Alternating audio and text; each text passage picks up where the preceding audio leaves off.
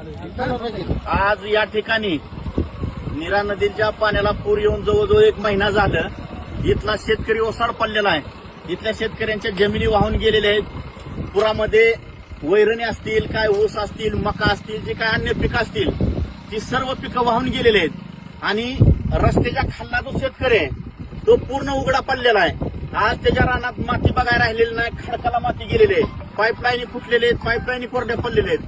त्या शेतकऱ्यांना बघण्यासाठी इथल्या तालुक्याचा विद्यमान आमदार आला नाही, विद्यमान खासदार आला नाही, कुठलाच नेता आला नाही आणि शासकीय कर्मचारी देखील सुद्धा या ठिकाणी आलेला नाही. माझं त्या आमदार खासदारांना सांगणं आहे की त्या 22 गावांचा पाण्याचा प्रश्न सुटलेला आहे, तिकडे पाहणी करण्यापेक्षा हा माझा शेतकरी इथं आज कोलमडलेला आहे.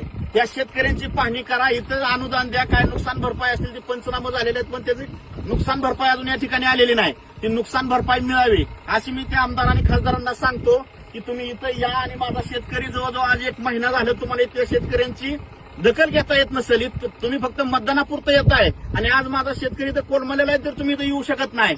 तर माझी त्यांना कळकळीची विनंती आहे. आणि हा जो रस्ता केलेला आहे तिरुवंडी तो बंधारा, हा जवळजवळ 1.5-2 कोटीचा रस्ता आहे, पण हा अतिशय निकृष्ट दर्जाचा रस्ता झालेला आहे. त्याचीही चौकशी व्हावी.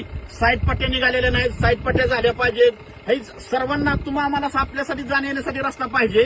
त्याच्यासाठी त्या रस्त्याची ही चौकशी करून चांगला तो रस्ता झाला पाहिजे अशी सगळ्यांची या ठिकाणी इच्छा आहे.